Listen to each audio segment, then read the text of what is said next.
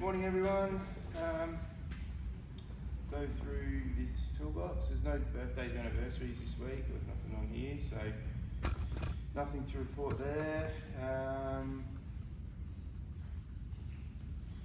So switching toolbox summary. Sebby's obviously been away for a few weeks, so he's probably got nothing planned, but I reckon Sebby could give us a little bit of a rundown of his trip away. Oh yeah, it was pretty freaking unreal. Ate a lot, and drank a lot, and went everywhere, and it was good. I say, just leading into the Christmas months, obviously now it's close to Christmas, everyone's thinking about holidays, and we're just trying to keep focus on switching while we're thinking about that time off, I guess. So keep safe. Obviously 62 days without a switching incident. So yeah, we're getting back up there. That's good. Let's keep it going and try and beat our previous record. There's no near misses or incidents to report for this week. But yeah, guys, keep vigilant. Keep looking for stuff to report. Need them to keep coming through. That'll be good. A safety alert. So oil filtration plant tank rupture. That one's with Ryan. Yeah. So there was oil filtration plant tank at the Fleet workshop ruptured. So it wasn't in use at the time. I'm not sure exactly what it does, but it did. It's pretty much a big drum, the whole side split and oil was leaked out. They're investigating the cause, so they've notified the Transport Workshop Coordinator immediately. The supplier's been contacted to conduct an investigation, and they're still trying to identify similar equipment in the business. So not a lot of information on how it happened. I don't think anyone was in the area at the time, but they're still investigating that one. Do you want me to read the next one? Yeah. Cool. Where the vehicle incident. So during the storms the other day, when everyone was heading all around the state, there were two vehicle incidents regarding towing trailers. One of them where they were towing a generator and it's actually tipped over. So that was on the freeway, was it Southeast Freeway heading up. So it was 110 kilometre road, slippery road, towing a heavy load, being a big generator. They've lost control, it's fishtailed and then it's tipped over. So there are no injuries to any of the drivers or the passengers or any other road users. Obviously, it's had the potential to have a much more serious incident. There was some damage to the trailers, the generator and some tools from it tipping over.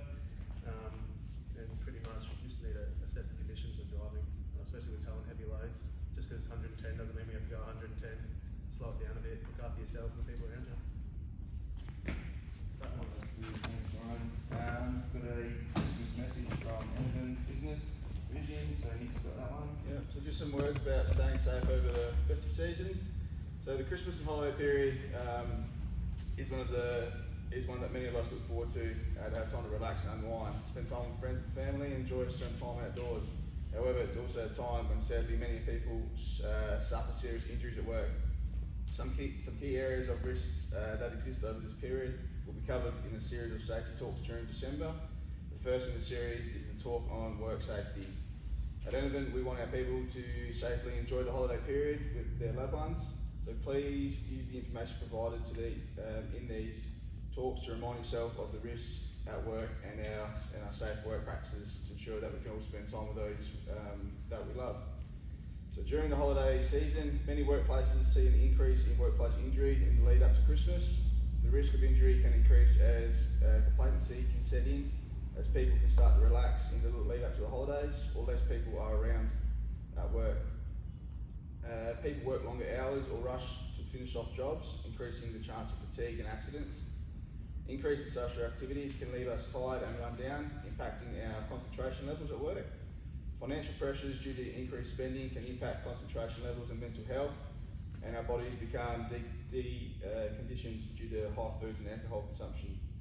So to help these risks, consider the following tips. Prior to starting any task, stop, look at what you are about to do, think about the hazards and make sure required controls are in place and stop work if unsafe. Use daily pre-start meetings and regular safety walks and interactions to keep the focus on the task. Ensure you use required safety tools, documents, high racks, permits, etc. to help prompt you and remind you of hazards and controls. keep an eye on your colleagues and be alert for the signs of complacency or stress.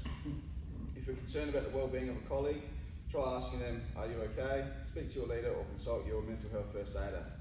So all employees have access to the Employee Assistance Program and are encouraged to take advantage of this service to confidentially talk about any work and or personal issues affecting their well-being. So any more information, come see your leaders or a health and safety team member. Good one, thanks Nick. Just two more, we've got just a couple of equipment standards bulletins and a work practice bulletin, so Reece has got both of those. Morning all, so just got an update for JSWP 245, which is ID and labelling of unidentified switching devices. So this procedure details the ID and labelling process for switching devices where its label cannot be positively identified or is non-existent. Switching device labels prevent incidents where switching operators could inadvertently operate the wrong device. So there's two changes. There's a identification of individual transformer isolation position, detailing ID and labelling of the switch position located at an adjacent or nearby pole for controlling a single transformer, and relabelling of the switch device to include the option of attaching the device ID sign to the pole using high grab permanent adhesive. So it sounds like they've come up with another glue essentially other than the two studs either side from the Hilti gun. So we might look at ordering some of that, I suppose, and give it a go. That's that one. And the boric acid fuse to replace liquid fuses. Everyone knows that that's sort of in the process of happening. So these fuses will be available in April 2024. So the Sixers will order that with the materials if we need to replace any out in the field. There's a full list of items that are affected, but yeah, have a read of that, and the Sixers will probably sort most of that out just on breakdowns. You'll have to be aware of it. So that's it. Good, thanks Reece. Just general depot movement, so we see, yeah, got to mention, Cobbs is back, so nice long break.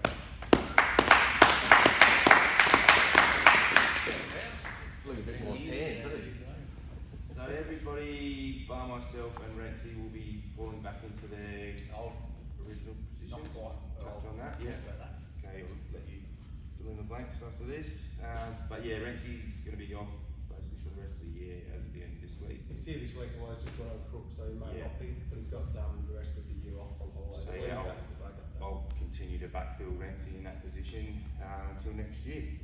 So that's pretty much it for the depot.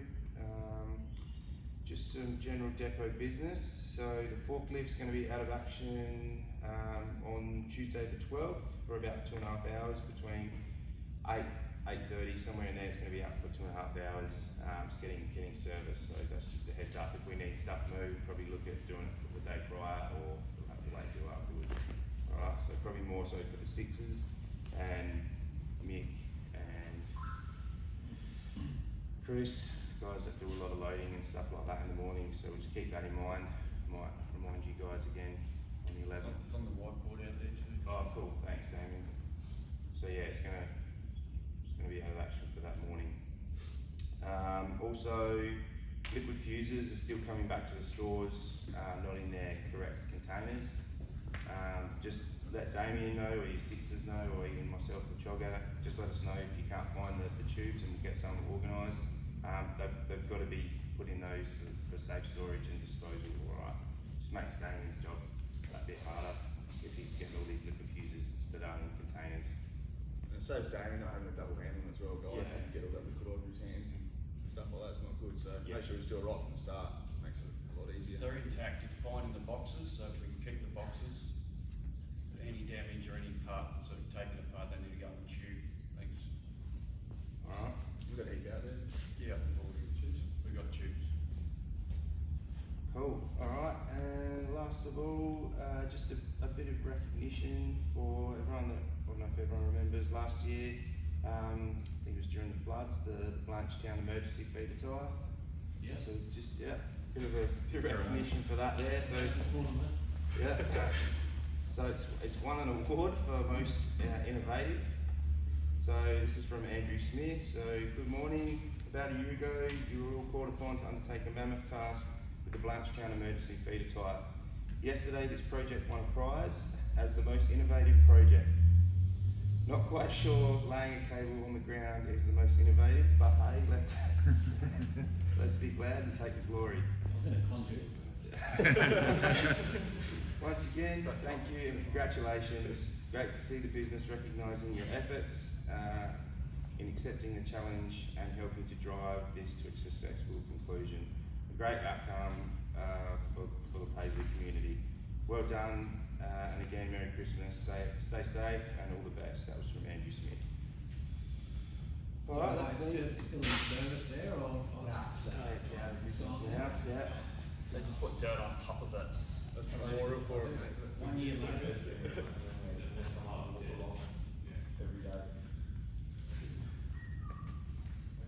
That's me done. Yeah, I'll pass over to Cobb. just Yeah. come- Sorry. Just want to thank Not everyone. football, was it? Not footy? No. So everyone that went to Meningie, thanks very much for your efforts. There was a couple of massive days there, and it was a very important job to get done. It was with the Ombudsman. There was a life sport customer that kept going off some nights, 8 times a night. The recloser was reclosing, so Scott Davey and Kim Williams from Reliability are very happy with our works that we've done there to get it done in two big days. So well done to yourselves. Didn't someone say it was the first night, after your first day, that was the first night they've had without the power going on? Yeah, that's right. So excellent job. I was a bit stressed that we weren't going to get it done in 2 days, but pulled your fingers out and did a good job. So well done. Not you were there. Good work, everyone. All right, all good. Pass over to Cobbs. Yeah, first thing I noticed when I got back yesterday was out the back how orderly and clean it is. It looks fantastic. So, well done. I guess the challenge is for everyone to keep it that way now. It's not just Damien's role, but everyone. And it's can be pretty obvious if something's out of place.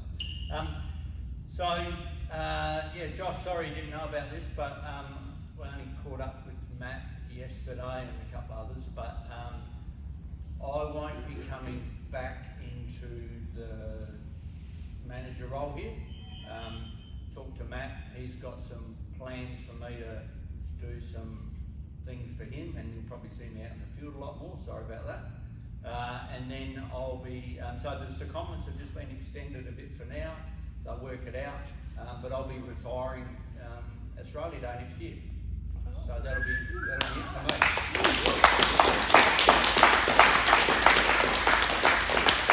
So until then, I'll park myself in the back office out there, out of the way.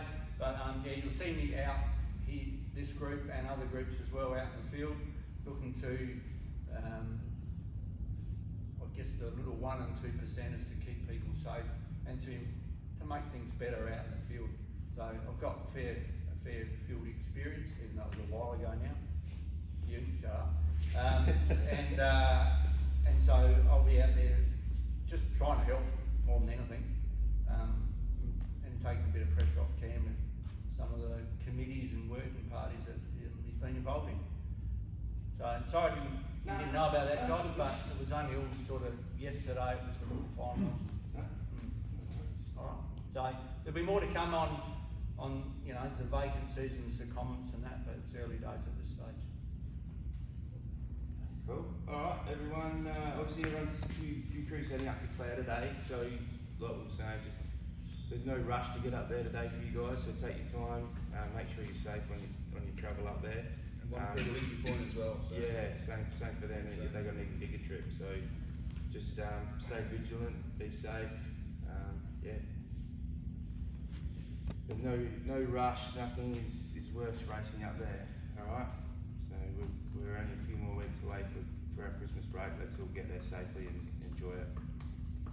All right. Oh, Christmas show this weekend too.